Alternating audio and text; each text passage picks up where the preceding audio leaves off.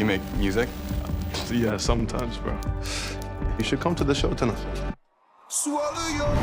What's up, guys? Today we're talking about Lurker, written and directed by Alex Russell in his directorial debut. Lurker tells the tale of Matthew, a guy working vintage retail in Los Angeles who weasels his way into the entourage of up-and-coming pop star Oliver. Getting a taste of fame, Matthew goes to extreme lengths to maintain his working and otherwise close relationship with Oliver, which results in disturbing consequences for all those involved. It's a creepy movie, one that will get under your skin and make you question ever working with your friends or making friends at all. Before we go any further, I'm going to go ahead and drop a spoiler warning. So now is your chance to pause this video, go watch Lurker, and then come back and let me tell you how to feel about it. Now, let's get into it.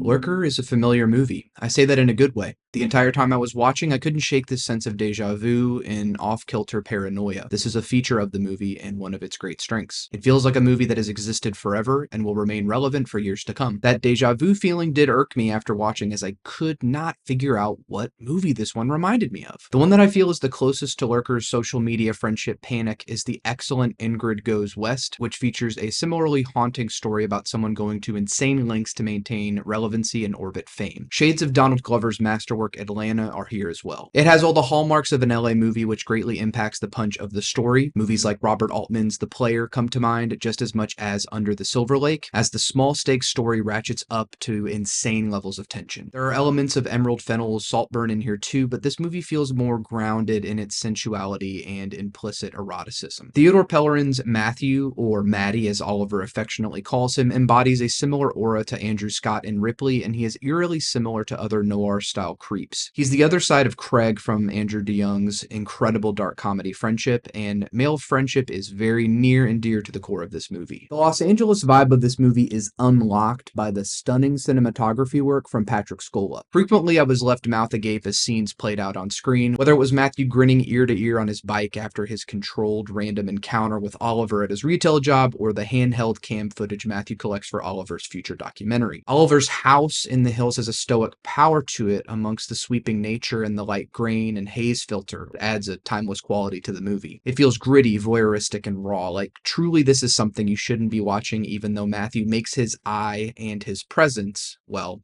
ever present. The very moment that we see Theodore Pellerin on screen, he is sly, sleek, but appears meek and subdued. He is the embodiment of sociopathic mind spells. But when he plays My Love Song for You as Oliver takes photos with fans and swaggers around the shop, the way Pellerin darts his eyes and coyly smiles is haunting. He's known Oliver for a while, studied his every move. It feels calculated, like a lion lying in wait for its prey. And as he begins to meet the other members of Oliver's entourage, such as the louder, more abrasive and teasing Sweat, played by Zack Fox, or the neurotic and competitive Noah, Daniel Zolghadri, he is studying their mannerisms, looking for ways to make himself useful. These are wise and fatal words shared to him by Shay, played terrifically by the enigmatic Havana Rose Liu, one of the best castings of the movie. All of Oliver's loyal members are at his beck and call, an undercurrent of dictatorship from the charismatic and talented musician. Lurker taps into a deep fear of mine, men, and even people generally who aren't self-aware and thus likely dangerous. When you meet someone new, it can be hard not to fall for them if the clicking feels natural. If you're connecting with someone over a favorite record or film, that person is cool, and I have to be around them because they know something about what I think is cool. I mean, sometimes to simply be seen or complimented by someone you admire can mean more than anything in the world. Love bombing happens in platonic relationships too, and sometimes there is an air of sensuality between Maddie and Oliver, which I have felt in male friendships too. Oliver knows the power he holds. Shay makes it apparent to Maddie at first that this is nothing new. Oliver draws in fans close to his circle, love bombs them into utilizing their talents, and then discards them when things get weird. Maddie won't allow for that, quickly learning that he must remain just as cutthroat to remain at Oliver's side by any means necessary. This begins to take a dark turn quickly as he hides Noah's backup batteries in order to usurp control of directing and shooting Oliver's music video. Oliver seemingly now in love with Matthew's vision. Matthew eats this up. The limelight is sweet and dripping, but there's not joy behind Matthew's eyes, only cunning manipulation. Pellerin's turn here is chilling, an incredible performance and one that even he, the actor, may never be able to shake. Archie Madekwe's performance as Oliver is big, bold, and braggadocious, but he truly shines in the devastating final third of the movie. That he performs all the songs as Oliver adds an even more realistic feeling to the proceedings. For a large part of the film, you tend to side with Maddie. Not necessarily in that he's right in how he acts, but you begin to feel competitive in the way that he does. Why should Oliver hold all this power simply for being famous? And what do I, Maddie, need to do to get closer to it? It's intoxicating, and it's clear that Oliver may be beginning to fly too close to the sun, which you definitely don't want to do with a vigilant guy like Maddie around. So when the climax of the film happens, Archie's performance zags perfectly. It's heartbreaking. The defeat on his face, the terror of being stuck with someone like Maddie, indebted even, who is willing to do this kind of disgusting blackmail in order to further his career. Earlier, we see Maddie thrown away to the side, and for good reason. He was willing to discard and belittle his friend Jamie, and I was so stoked to see Sonny Suljic all grown up from his performance in mid-90s here, in order to maintain his power in Oliver's crew. And he was eerily shrewd about it too. The wake of Maddie's damage isn't evident to just what we see on screen.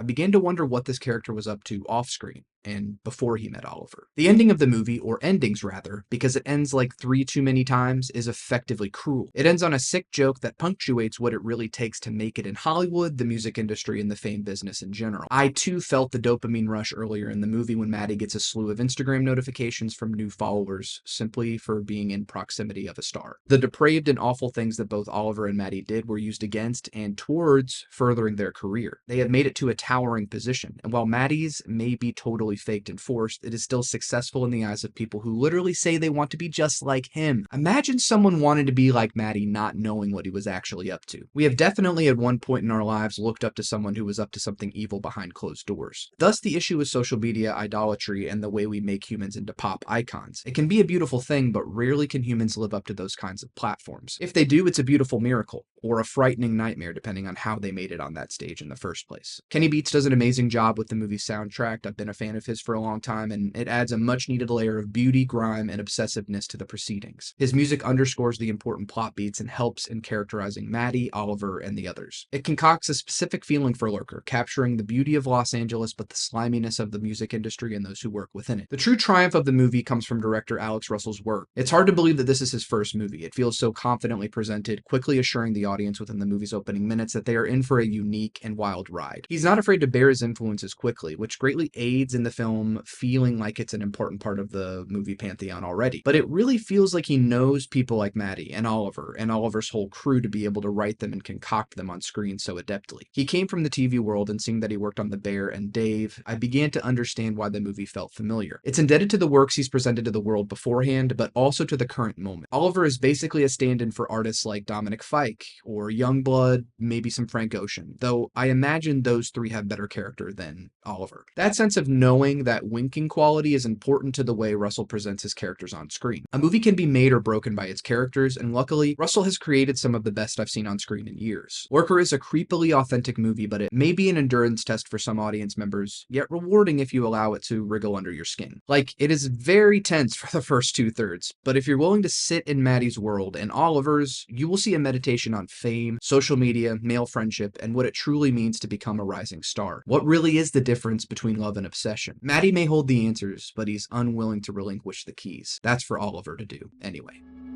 Lurker is an LA movie through and through, one that is just as much about the city as it is its denizens, and remains exciting from start to finish. It is truly one for the musicians and music fans out there, not just for the killer soundtrack, but because it really nails what it feels like to be in that world. And more importantly, what's next from Alex Russell? What did you think of Lurker? Was it a fascinatingly tense character study, or did you leave the movie just wanting to take a shower and pull off your skin? Leave all the comments below, and before you go, don't forget to like this video and subscribe to the channel for more. Catch you next time, my fellow Lurkers.